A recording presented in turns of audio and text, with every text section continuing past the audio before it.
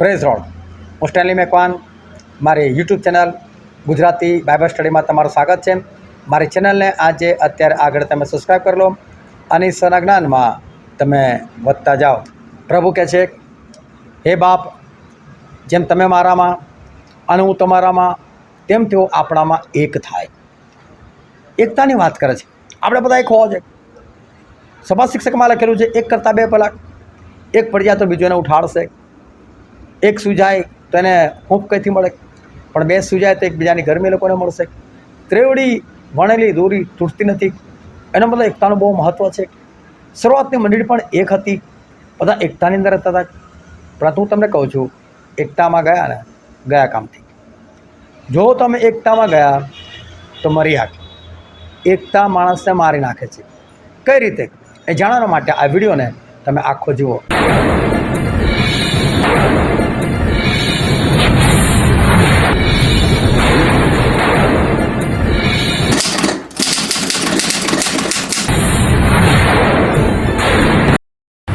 ઈશ્વર પિતાનો આપણા પુષ્કળ આભાર માનીએ છીએ. આજનો દિવસ અદ્ભુત ઈશ્વર આપણને પૂરો પાડ્યો છે. ઈશ્વર પિતાને સ્તુતિ કરીએ. આપણે એમના વચન તરફ જઈએ અને બાઇબલની અંદરથી પ્રેતોના કૃત્યો તેનો 5મો અધ્યાય અને આપણે વાંચીએ તેની પહેલી કલમથી લઈને તેની 11મી કલમ સુધી. પણ અન્યના નામે એક માણસે તથા તેની સ્ત્રી સફીરાએ પોતાની મિલકત વેચી તેની સ્ત્રીની સંમતિથી તેણે તેના મૂલ્યમાંથી થોડું પોતાની પાસે રાખ્યું અને તેણે કેટલોક ભાગ લાવીને પ્રેરિતોના પગ આગળ મૂક્યો. પણ પિત્તરે કહ્યું કે, ઓ અનન્યા, પવિત્ર આત્માને જૂઠું કહેવાનું તથા ભોયના મૂલ્યમાંથી થોડું પોતાની પાસે રાખવાનું શૈતાને તારા મનમાં કેમ ભર્યું છે? તે ભોય તારી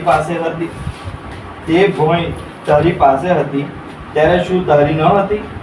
અને તેને વેચ્યા પછી શું તેનું મૂલ્ય તારે સ્વાધીન ન હતું? આવો વિચાર તે પોતાના મનમાં કેમ આવવા દીધો? તે માણસોને નહીં પણ દેવને જૂઠું કહ્યું છે. એ વાતો સાંભળતા જ અનન્યાએ પડીને પ્રાણ છોડ્યો. અને જેઓએ એ વાત સાંભળી તે સર્વને ઘણું ભય લાગ્યું. પછી જુવાનોએ ઉઠીને તેને કફનમાં વીંટાળ્યો અને બહાર જઈને દાટ્યો. 3 કલાક પછી તેની સ્ત્રી મહે આવી. જે થયું હતું તેની તેને ખબર ન હતી. ત્યારે પિત્તરે તેને પૂછ્યું કે, મને કહે, તમે શું આટલી જ કિંમતે તે ભોય વેચી? તેણે તેને કહ્યું કે, હા, એટલી જ કિંમતે. ત્યારે પિત્તરે તેને કહ્યું કે, પ્રભુના આત્માનું પરીક્ષણ કરવાને તમે બંને કેમ સંપ કર્યો છે? જો તારા વરને દાટનારાઓના પગલાં બારણે આવી પહોંચ્યા છે અને તેઓ તને પણ લઈ જશે. તત્કાળ તેણે તેના પગ પાસે પડીને પ્રાણ છોડ્યો. પછી તે જુવાનોએ માહે આવીને તેને મુએલી દીધી અને બહાર લઈ જઈને તેના વરને પડખે તેને દાટી. આથી આખી મંડળીને તથા જે લોકોએ એ વાતો સાંભળી તેઓ સર્વને ઘણું ભય લાગ્યું. ઈશ્વર પિતાનું વાંચેલું વચન આપણા માટે પુષ્કળ આશીર્વાદિત છે અને ઈશ્વર પિતાનું વચન સત્ય છે અને બાઇબલનું વચન કહે છે કે તમે સત્ય જાણશો અને સત્ય તમને મુક્ત કરશે. ખૂબ ધ્યાનથી આપણે ઈશ્વરનું વચન સાંભળે, સમજીએ, ગ્રહણ કરીએ, વિશેષ કરીને એ પ્રમાણે ચાલીએ કે જેથી કરીને આપણા આકાશ રાજ્યના આપણે વારસદાર થઈ શકીએ. શરૂઆતની મંડળી હતી અને શરૂઆતની મંડળી એટલે બહુ જ પાવરફુલ મંડળી હતી. લોકો ઈશ્વરના માર્ગમાં જબરદસ્ત ચાલતા હતા અને એવા સમયે આ મંડળીના લોકો એક થઈને રહેતા હતા, એક સ્થળે રહેતા હતા અને જે પ્રેરિતો હતા એની અધીનતાની અંદર દરેક જણ જીવન જીવતા હતા. અને એ સમયે જે લોકો નવા વિશ્વાસીઓ રોજ રોજ જોડાતા હતા એ લોકોને હૃદયથી એવી પ્રેરણા થઈ કે આપણે કામ કરીએ કે આપણી જમીન વેચી નાખીએ અને આપણા ઘર વેચી નાખીએ, કારણ કે આપણે બધા ભેગા રહીએ છીએ તો પછી જે બધું પડી રહ્યું છે શું કામનું, અને એ બધું લાવીને આપણે પ્રેરિતોને આપીએ, કારણ કે પ્રેરિતો આપણું ગુજરાન ચલાવે છે, આપણને સારી રીતે રાખે છે, તો આપણે આ કામ કરીએ. હવે એવું નથી કે આવો કોઈ પ્રસ્તાવ મૂક્યો અને આવો પ્રસ્તાવ મૂકીને પછી એને બહુમતીમાં મંજૂર કરવામાં આવ્યું, કશું નથી. પણ કોઈકને થયું, એકે કર્યું, બીજાએ કર્યું, ત્રીજાએ કર્યું, ચોથાએ કર્યું અને પછી તો જે આવે બધા કરવા જાય. પણ તેની અંદર એક પતિ પત્ની એવા હતા કે જે લોકો આ બાબતમાં એગ્રી નહોતા. નહોતા તો એનો કોઈ વાંધો નથી, કારણ કે આપણે ઘણા બધા વચન જોયેલા છે ત્યાં ઈશ્વરની કોઈ આજ્ઞા નથી, ત્યાં ઈશ્વર કશું એવું નથી કહેતા કે તમારે આ કરવું જ પડશે, એવું કશું હતું નહીં. પણ છતાં બંને જણા વિચાર કરે છે કે આપણી પાસે બી જમીન છે અને કદાચ બીજા લોકોને ખબર હશે અને એટલે એ લોકોને અંદર શરમ લાગી હશે, બીક પણ લાગી હશે કે કાળું કોઈ આપણી વાત કરે તો આપણે તો શું આપ્યું નથી અને આપણી જમીન છે એવું કોઈને ખબર પડે અને ખબર હશે અને કાળું આપણી વાત થાય ને કે ચલો ને ભાઈ આપણે બી આપીએ. પણ હૃદયથી એ લોકો આપવા માટે તૈયાર નથી, ના પતિ ના પત્ની. એટલે બંને જણે બીજા સાથે સલાહ સંપ કરે કે આપણે શું કરીએ કે છે, તો કે આપણે એક કામ કરીએ કે છે, આપણે વેચી તો નાખીએ પરંતુ એનું અમુક મૂલ્ય, અમુક રકમ આપણે આપણી પોતાની પાસે રાખીએ. એટલે લોકોએ અમુક રકમ પોતાની પાસે રાખવાનું નક્કી કર્યું. હવે એ રકમ બંનેને ખબર છે કે જો ભાઈ આપણે આટલી જ રકમ કહેવાની છે, આપણે આટલું જ કરવાનું છે અને કોઈ ગમે તેવું કહે પરંતુ આપણે એકનું બે નહીં થવાનું એટલે નહીં જ થવાનું. કદાચ સાફીરાને કીધું હશે, સાફીરા જો કોઈ આવીને એવું કહે ને કન્યાને તો અમે સાચી રકમ કરી દીધી, અમને આટલા કીધા છે તો પણ તારા માનવાનું હું નથી જ કહેવાનું, તારે આટલું જ કહેવાનું કે છે. અને એવી રીતે અનાન્યાને પણ કહેવામાં આવ્યો છે સફીરા તરફથી કે જો મારા નામથી બી કોઈ કહે માનતો જ નહીં, હું નહીં બોલવાની કે છે, આપણે એક જ રકમ પકડી રાખવાની છે. એટલે બંને સહમતિ કરી કે આપણે આવું કરીશું અને પછી એ લોકો જમીન વેચી જે પ્રમાણે લોકોએ નક્કી કરેલું હતું એ પ્રમાણે પૈસા લાવીને એ લોકોએ પિત્તરને આપી દીધા. જો હજુ પણ આ કશું ખોટું નથી, પરંતુ ફક્ત એક જ કામ હતું, સંતાડવાનું નહોતું. ચોખ્ખું કહી દેવાનું ભાઈ અમે 10 લાખમાં વેચીને 5 લાખ આપીએ છીએ, 5 લાખ અમે અમારી પાસે રાખીએ છીએ. પરંતુ એ લોકોએ એવું કીધું કે અમે બધું જ આપી દીધું. અને થયું શું, પહેલાં વાત થઈ અનાન્યા સાથે. હવે અનાન્યા પોતાની પત્ની સાથે નથી, એ તો પિત્તરની પાસે છે અને પિત્તરની પાસે છે ને અચાનક વાત નીકળી એટલે પિત્તરે કહી દીધું કે ભાઈ અનાન્યા તમે લોકો આટલા જ ભાવમાં જમીન વેચી. પવિત્ર આત્મા છે ને અનાન્યાને કહી દીધું, સેવકને કહી દીધું ઈશ્વરે કે ભાઈ આ લોકો તો આટલામાં વેચી છે ને તને જુઠ્ઠું બોલે છે. એટલે અનાન્યા કહેતા જુઠ્ઠું કેમ બોલે કે છે, તે ખોટું કામ કેમ કર્યું કે છે. અને એટલે જો કે તું મરી જઈશ કે છે. અને એ તરત જ ત્યાં ફસડી પડ્યો અને ત્યાં મૃત્યુ પામ્યો. અને પિત્તરે એવું બી ના કીધું આની પત્નીનો બોલાવો કોઈ, આની પત્નીનો કહો કે એનો ઘર મરી ગયો છે, કશું જ નહીં. માણસોને હજાર દાટ્યા ફટાફટ કે છે, દાટનારા જતા રહે. થોડી વાર પછી આ બધી ઘટના બની છે એ ત્યાં જ રહેનાર સફીરાને નથી ખબર. સફીરા અચાનક જ કોઈ કામ સર કે ગમે તે હેતુ સર પિત્તરની સામે આવી ગઈ. પિત્તરની સામે આવેલા પિત્તરે કીધું હે સફીરા કે છે તમે લોકો આટલામાં જ જમીન વેચેલી કે છે. એને સમજ પડી કે અન્યાયની સાથે વાત થઈ, હા અમે એટલામાં જ વેચેલી ને કે છે. તો કે તમે બંને પતિ પત્ની સબ કેમ કર્યો છે કે છે, દેવને જુઠ્ઠું બોલવા આગળ તમે સબ કેમ કર્યો કે છે.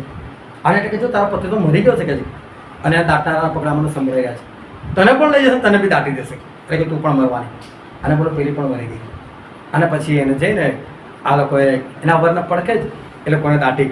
આ લોકોની મરવાની ઉંમર નથી પરંતુ આ લોકો બંને મૃત્યુ પામ્યા. કારણ શું, ઈશ્વરને છેતર્યા. ઈશ્વરે છેતરવાનો પ્રયત્ન કર્યો.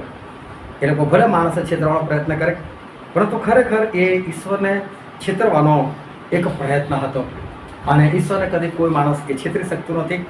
અને માટે આવી પરિસ્થિતિ એ લોકોને બંનેના જીવનમાં આવી અને ઈશ્વરનો જબરજસ્ત ચમત્કાર, ઈશ્વરનો જબરજસ્ત ક્રોધ અને આ લોકો ત્યાં બંને પતિ પત્ની એ નાશ પામ્યા.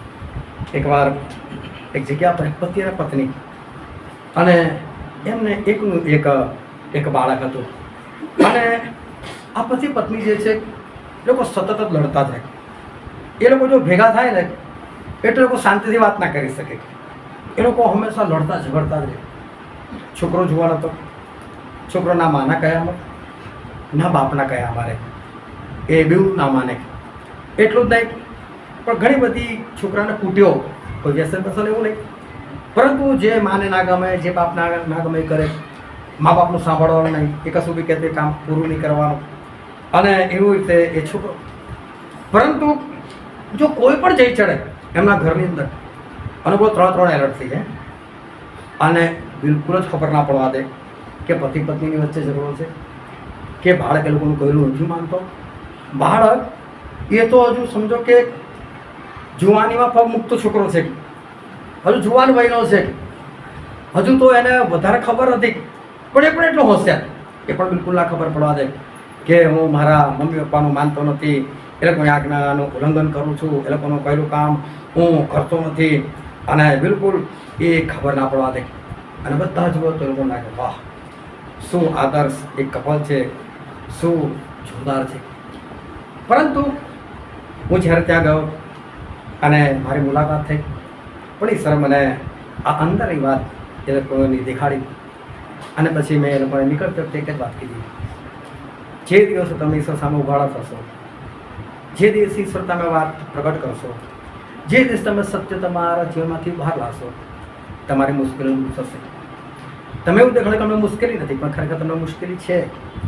પણ તમે ઈશ્વર આગળ અને ઈશ્વરના સેવકની આગળ તમે ખુલ્લા થતા નથી, અને ખુલ્લા નથી થતા તો પછી તમારી જે મુશ્કેલી છે એ મુશ્કેલી દૂર નહીં થાય.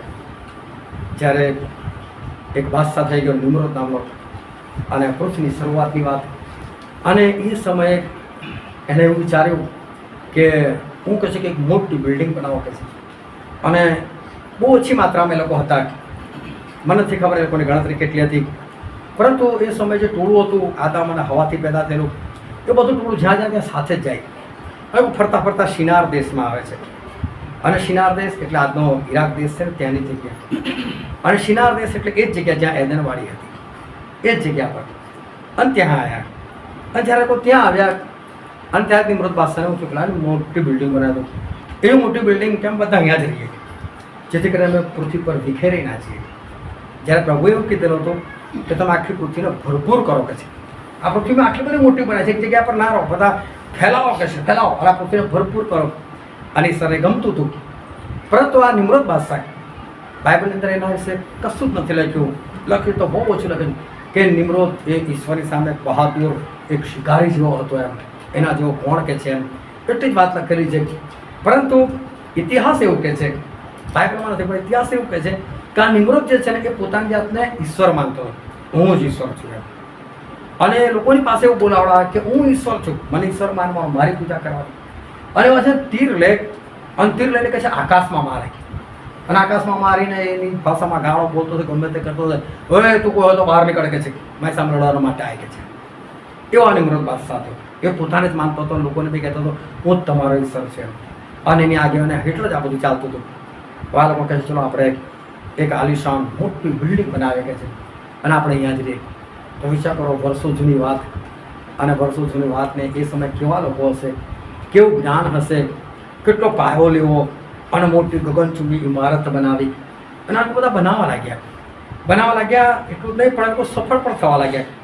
અને બાઇબલમાં એવું લાગ્યું કે ઈશ્વરે જોયું ઉપરથી, અને ઈશ્વર શું વિચાર્યું ખબર? ઈશ્વરે અંદર વાત કરી કે આ લોકો બધા છે ને એક મનના છે, અને આ લોકો બધા એક મનના છે ને એટલે કામ પૂરું કરશે કે કામ થશે એ લોકોથી. એટલે જ્યારે માણસ એક મનના હોય, એક ચિત્તના હોય, ત્યારે હંમેશા સફળ થાય. માણસ એક મનને ચિત્તનું હોય એટલે ગમે તેવું કામ છે ને પાર પડી જાય, ગમે તેવું કામ એ પૂરું થઈ જાય. હંમેશા દરેક લોકોએ પરિવારથી લઈને સંગતિવાળાને ખરેખર એક મનને એક ચિત્તનું હોવું એ બહુ જરૂરી છે. શરૂઆત પરિવારથી થાય. એક પરિવાર 24 કલાક સાથે રહેતો હોય. જો તમે લોકો એક મનને એક ચિત્તના હો તો તમે ગમે તે વાતની અંદર સફળ થાઓ. સંગતવાળા જો એક મનને એક ચિત્તના હોય તો ગમે તે વાતની અંદર કોઈ સફળ થાય. ભલે કોઈને બીમારી આવે, ભલે દુનિયામાં કોઈ સંકટ આવે, તકલીફ આવે, પણ જો બધા એક મનને એક ચિત્તના હોય ને તો આપણે સફળતાથી આપણે આરામથી આપણે આગળ વધી શકીએ. હવે શું થાય, બધા એક મનને એક ચિત્તના ઈશ્વર પોતે કહેવા લાગ્યા, આ લોકો બધા એક મનના છે, ચિત્તના છે, સફળ થશે, આગળ વધશે કે છે. એ લોકોને કોઈ અટકાવ નહીં થાય કે છે. ચલો કે આપણે લોકોનું કામ ઉલટાઈ નાખીએ કે છે. ભવિષ્ય પર એક મને એક ચિત્તનું બહુ સારું છે, તો પ્રભુ કે છે ના નથી સારું, ઉલટાવી નાખો કે છે. કેમ નથી સારું? આ લોકો ખોટી વાતમાં એક થયેલા છે, ઈશ્વરી વાતમાં એક નથી. આ લોકો ઈશ્વર સિવાયની વાતમાં એક છે, શેતાની વાતમાં એક છે. ઈશ્વર કે છે આ તો ચાલે જ નહીં. અને પ્રભુએ શું કર્યું? કોઈને હાથ નહીં લગાવ્યા, કશું નહીં. પણ અચાનક જ છે ને બધાના મગજની અંદર ભાષા બદલી નાખી. વિચાર કરો, કોઈ કન્નડ બોલવા લાગ્યું, કોઈ તમિલ બોલવા લાગ્યું, કોઈ મરાઠી બોલવા લાગ્યું, કોઈ ગુજરાતી બોલવા લાગ્યું હશે, કોઈ ઇંગ્લિશ બોલવા લાગ્યું હશે. આપણને નથી ખબર કઈ કઈ ભાષા જવાના હતી. ઈશ્વર કઈ કઈ ભાષા લોકોને આપી, અને અચાનક લોકો અલગ અલગ ભાષા એ બોલવા લાગ્યા. અત્યારે બધા લોકો ગભરાય કે જે અમુક શેતાની માણસો છે એ લોકોને કંટ્રોલ કરવા ચાહે છે. પણ વિચાર કરો, ઈશ્વરના હાથમાં કંટ્રોલ તો ક્યારનો છે. એ લોકોના મગજમાં ચાહે ત્યારે ફેરફાર કરી શકે. વિચાર કરો, બધા હિબ્રુ ભાષા બોલનાર અચાનક હિબ્રુ ભાષા ભૂલી ગયા. અમુક લોકો પાસે રહી ગઈ હશે, પણ બાકીનાની પાસે તો હિબ્રુ ભાષા જતી રહી ગઈ. કોઈને ઇંગ્લિશ મળી ગઈ, કોઈને ગુજરાતી મળી ગઈ, કોઈને હિન્દી મળી ગઈ, જે બી મળી હોય લોકો અલગ અલગ ભાષા, અને જે પેલી ભાષાથી નીકળી ગઈ અને છે ને શું થયું કે બધા પોતપોતાની ભાષા અલગ અલગ બોલવા લાગ્યા ને એને કારણે ગૂંચવાડો થયો અને એને ગાળ, ઘણી વાતો ગાળ બની જાય. આપણે કે બધું તો હાવ ગાળો છે, આપણી ભાષામાં સામાન્ય વસ્તુ, હું વચ્ચે આપતા આપતા બોલે સાવ ગાળો છે. તો પંજાબમાં જઈને આવું બોલે, ગાળો બોલો છે, ગાંડા શબ્દથી ગાળ છે. મને બી નથી ખબર ત્યાં પંજાબીમાં એનો શું થાય છે ગાળમાં. એટલે આવું બધું કંઈ થયું ત્યાં ગાડી, અને પેલા કોઈને મને ગાળો બોલે છે એટલે મારવા પર આવી ગયા, અને આખી વાત સહજ છે ને નિમૃતિ તૂટી ગઈ. અને પછી એ જગ્યાનું નામ શું પાડ્યું? બાબી. એને બાબીનો બુર જ કહે છે. આજે પણ એના અવશેષો છે, પણ બાબીનો અર્થ શું થાય છે? ગૂંચવણ. બહુ ધ્યાનથી સમજો કે ઈશ્વર સિવાયની કોઈ બીજી વાતમાં જ્યારે માણસો એક થાય ને ત્યારે ત્યાં શું પેદા થાય?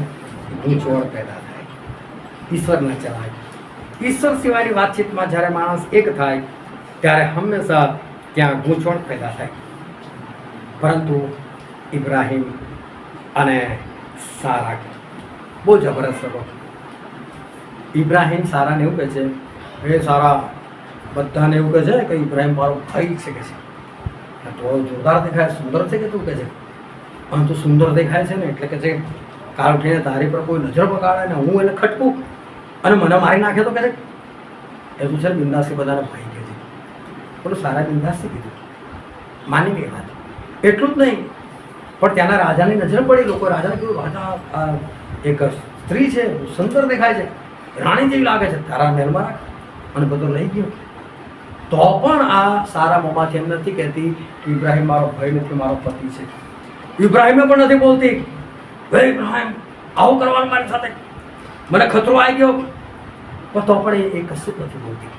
મારો પતિ કહે છે ને બસ મને કરવાનું, મારા પતિ મને મારા પતિને આધીનતા મારવા દો, મન રહેવા દે બસ. અને જો ઈશ્વર ત્યાં પેલા લોકોના મન કરે, હે ભારોન બાર ફરજ કે ઇબ્રાહિમની પત્ની ત્યાં જઈને આપે કે છે. અને ઉપરથી ઇબ્રાહિમનું સારું કરે છે. અને ઇબ્રાહિમ કહે છે, ઇબ્રાહિમ શું કામ તેઓ અમારી સાથે જૂઠું બોલે છે કે છે, તારે કહેવું જૂઠું હતું ને કે છે મારી પત્ની છે. પણ મને ઇબ્રાહિમનું બહુ ગમે, કારણ કે ઇબ્રાહિમ 75 વર્ષના હતા અને સારા 65 વર્ષની હતી. 75 વર્ષો પતિ, 65 વર્ષની પતિનું કે તો બહુ સુંદર લાગે છે. લગ્નના 2 વર્ષો બહુ થઈ ગયા. 3જા વર્ષે ના બોલે આ વસ્તુ. હા તો 65 વર્ષની સ્ત્રીને હજુ તો કહે તું સુંદર છે કે જોરદાર લાગે છે, બરાબર. એની નજર એને પત્ની પર કેટલી સારી છે, એની પત્ની એને કેટલી ગમે છે. ગાંધી બાપુ આપણા જે મરી ગયા, હા, એ ગાંધી બાપુ એ વખતે કંઈક પહેલી વખત કંઈક મિસ વર્લ્ડ કંઈક સ્પર્ધા થયેલી, ખબર નહીં, મને બહુ યાદ નથી, પણ કોઈક બન્યું મિસ વર્લ્ડ અને કંઈક ન્યૂઝ આવ્યા છે ને કોઈ ગાંધી બાપુને મસ્ત કરી ગઈ. મિસ વર્લ્ડ કોણ છે કે છે, તો એને કસ્તુરબા કહે છે. કોઈ બી હોય મારે શું લેવા દે, મારે તો મારી પત્ની સાથે જ લેવા દેવા દે, એ ગમે એટલી ઉંમર નહીં, મારા માટે જ સુંદર એમ, બરાબર.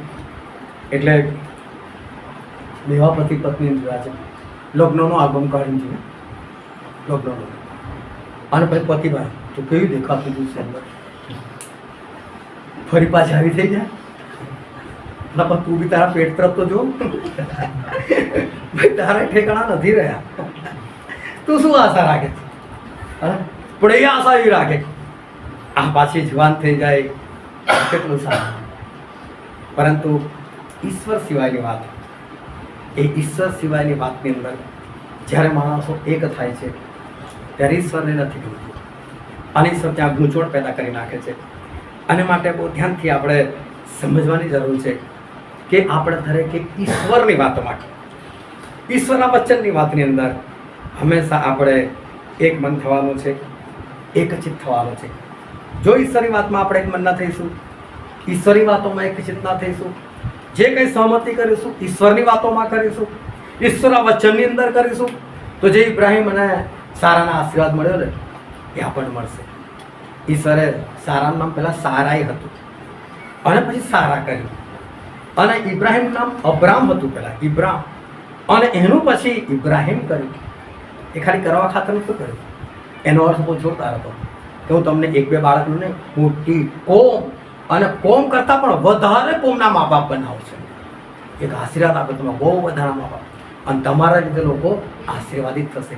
જ્યારે આપણે ઈશ્વરમાં એક મન ના થયા છે, ઈશ્વરમાં આપણે એક ના થયા છે, ત્યારે ઈશ્વર આપણને એવી ઊંચાઈ પર લઈ જાય છે કે આપણા દ્વારા ઈશ્વર ઘણા બધાને આશીર્વાદિત કરે છે. જો આપણે એક મનની ચિંતા નથી થતા તો આપણાથી એક બાળક પેદા નથી થતું. એક બાળક, હું આત્મિક બાળકની વાત કરું છું, એક બાળક આપણાથી પેદા નથી થતું. પણ એના માટે આપણે ઈશ્વરની વાતોમાં, ઈશ્વરના વચનની અંદર, ઈશ્વરના આજ્ઞાપાલનની અંદર, ઈશ્વરના આત્માની અંદર આપણે એક થવાની બહુ જરૂર છે. અને જો ઈશ્વર સાથે એક થઈ જશે, બાઇબલ કહે છે, અને આદમે એની પોતાની સ્ત્રી હવાને જાણી, એટલે કે બંને એક થયા. અને એક થવાનો મતલબ છે જ્યારે તમે ઈશ્વર સાથે એક થઈ જાઓ, તમે ઈશ્વરના વચનની અંદર એક થઈ જાઓ, તમે સાથે ઘૂળી મળી જાઓ, તમે સાથે ભેગા થઈ જાઓ, તમે એક બની જાઓ. અને ઈશ્વરની સાથે આપણે હવે એક થઈ જાય ને, ઈશ્વરના વચન સાથે એક થઈ જાય તો આપણા જીવનની અંદર ચમત્કારો થાય. અને માટે આપણે ઈશ્વરના વચનની અંદર, ઈશ્વરના આજ્ઞાપાલનની અંદર, પવિત્ર આત્માની અંદર આપણે એક થવાની જરૂર છે. પણ જો બીજી વાતોમાં આપણે એક થઈશું તો આપણા જીવનની અંદર ગૂંચવણ પેદા થશે. અને ગૂંચવણ કદી કોઈ નહીં કાઢી શકે. પણ જો આપણે ઈશ્વરના વચનોની અંદર એક થઈશું તો હંમેશા આપણે આગળ વધીશું. ઈશ્વર આપણને આશીર્વાદિત કરશે અને આપણા દ્વારા બીજી ઘણી બધી કોમના લોકોને પણ ઈશ્વર આશીર્વાદિત કરશે. હાલેલુયા. આપણે દરેક જણ આપણી આંખોને બંધ કરે, આપણા મસ્તકોમાં આવે. ભલા સમય છે કે ઈશ્વર આ વચનથી આપણી જાતને આપણે સરખાવીએ. આપણે એક મનને ચિત્તના ઈશ્વર સાથે થઈએ, ઈશ્વરના વચનોમાં થઈએ, ઈશ્વરના આજ્ઞાપાલનમાં થઈએ, એમના આત્માની અંદર થઈએ, એમની વાતોની અંદર આપણે એક થઈએ. એની મૃત્યુ જેમ નહીં, ખોટી વાતોની અંદર નહીં કે જ્યાં ગૂંચવણ પેદા થાય છે, જ્યાં ઈશ્વરને ગૂંચવણ પેદા કરવા માટે આવવું પડે છે. પરંતુ આપણે યોગ્ય બનીએ, આપણે એક મનને એક ચિત્તના યોગ્ય રીતે થઈએ, ઈશ્વરમાં આપણે એક મનને ચિત્તા થઈએ કે જેથી કરીને આપણે આખા સ્વરાજ્યના વારસદાર બનીએ. કોઈ પણ ખોટી વાતની અંદર ગમે તે હોય ને, આપણે સાથ સહકાર કદી ના આપીએ. એ ગમે તે ઓળીને સગવું હોય તો પણ આપણે વિરોધ કરીએ કે ના, આ ખોટી વાત છે, આની અંદર હું બિલકુલ સહમત નથી. આપણે ખોટી વાતની અંદર એક ના થઈએ, પરંતુ ઈશ્વરની વાતની અંદર આપણે એક થઈએ કે જેથી કરીને આપણે ઘણા બધા સમુદાયો માટે, આપણે ઘણી બધી કોમ માટે આપણે આશીર્વાદિત થઈએ અને આપણે આત્મા જીતનારા થઈએ, આપણે ફળવંત થઈએ, આપણે ફળ આપનાર થઈએ. આ વચન સમજવા માટે, તેને ગ્રહણ કરવાના માટે, એ પ્રમાણે ચાલવાના માટે પ્રભુ ઈસુ ખ્રિસ્તની કૃપા આપણા દરેક પર થાય. સ્વર્ગીય સનાતન અમારા જીવતા ઈશ્વર, અમારા મહાન પરમેશ્વર, અમે તમારા પુષ્કળ આભાર માને છીએ, અમે તમારી સ્તુતિ કરીએ છીએ, અમે તમારી પ્રશંસા કરીએ છીએ પિતાજી. કારણ કે તમે જીવતા દયાળુ કૃપાળુ પરમેશ્વર છો, તમે કદી ન બદલાનાર ઈશ્વર છો પિતાજી. આજે તમારા વચનથી તમે જે અમારી સાથે વાતચીત કરી છે તેના માટે અમે તમારા આભાર માને છીએ. પરમેશ્વર પિતા વચ્ચેના આધીન થવા માટે તમામને શક્તિ અને સામર્થ્ય આપો પિતાજી. આ પરમેશ્વર પિતા જેમ સારા પોતાના પતિના આધીન હતી પિતાજી, દરેક બાબતની અંદર આધીન હતી, એમ જ પરમેશ્વર પિતા એક પત્ની એ પોતાના પતિને સર્વ બાબતમાં આધીન બની શકે, જેથી કરીને તમે દરેક પતિનું સારું કરી શકો પિતાજી. અને પરમેશ્વર દરેક પતિ પોતાની પત્નીને પ્રેમ કરનાર થાય પિતાજી. જેમ ઇબ્રાહિમ પોતાની પત્નીને પ્રેમ કરતા હતા, એમાં જ એક પતિ પિતા પોતાની પત્નીને પ્રેમ કરનાર થાય. બંને હંમેશા તમારા વચનથી, તમારા પ્રેમની અંદર, તમારા આજ્ઞા પાલનની અંદર, તમારા આત્માની અંદર હંમેશા એક રહે પિતાજી. તેવી અમે તમને વિનંતી કરી તમારી પાસે કૃપા માંગે છે. હા પિતા પરમેશ્વર, અમે તમારા પુષ્કળ આભાર માને છે. તમારા અધીનતાનો આત્મા પિતાજી આ જગ્યા પર કામ કરે પિતાજી. Yes Holi spirit. હા પ્રભુ, તમારા અધીનતાનો આત્મા પરમેશ્વર પિતા, પવિત્ર આત્મા દેવ, તમારા અધીનતાનો આત્મા પિતાજી કેટલા જીવન અંદર કામ કરે પરમેશ્વર પિતા.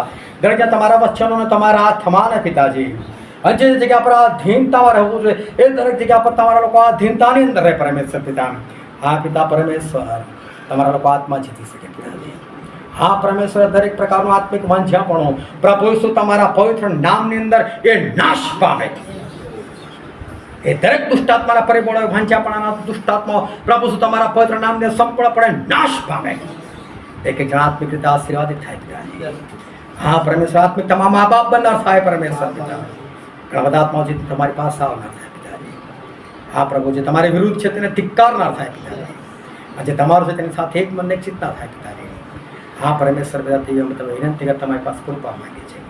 હા પરમેશ્વર પિતા, આજ્ઞા ભંગના દુષ્ટ આત્માઓ પ્રભુ તમારા પવિત્ર નામને સંપૂર્ણપણે દૂર ચડ્યા જાય.